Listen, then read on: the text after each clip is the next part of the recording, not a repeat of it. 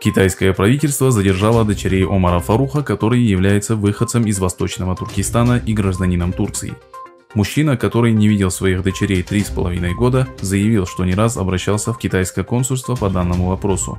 Омар Фарух рассказал корреспонденту Крымского новостного агентства, что китайские власти отправили его братьев и мать, которая является инвалидом, в концентрационные лагеря. Попытки мужчины добиться ответа оказались тщетными. Заявив, что его дочери также являются гражданами Турции, Омар Фарух потребовал от китайского правительства вернуть их обратно.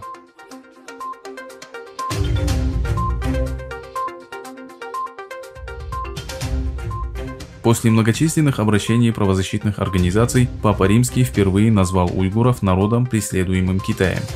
Папа Франциск написал книгу, которая будет опубликована в следующем месяце. В ней понтифик повествует, что часто думает о преследуемых мусульманах Мьянмы и уйгурского региона. «Я часто размышляю над положением угнетенных мусульман Рохинья, уйгурах, езидах, а также христиан», заявил Франциск.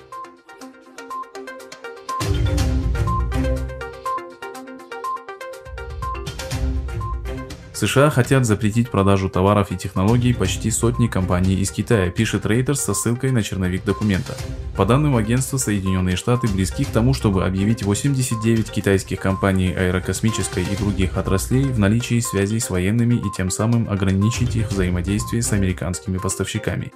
Как отмечает агентство, если список компаний будет опубликован, это может еще сильнее обострить торговое напряжение между США и Пекином, а также нанести ущерб американским компаниям, которые продают детали и компоненты для китайской гражданской авиации и другим китайским компаниям.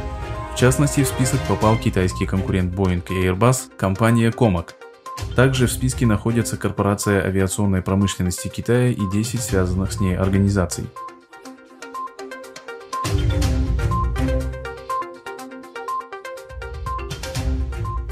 Глава тибетского правительства в изгнании Лобсан Сангай посетил Белый дом впервые за 6 десятилетий.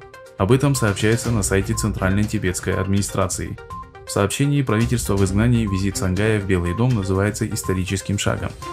В ходе визита Сангай встретился с сотрудниками Белого дома и Госдепартамента, занимающимися азиатской тематикой, уточняет Voice of America. В свою очередь, Пекин обвинил Соединенные Штаты в попытке дестабилизировать регион. Глава Центральной тибетской администрации был приглашен в Белый дом для встречи с официальными лицами в пятницу. Ранее США ввели санкции против Китая из-за нарушения автономии Тибета.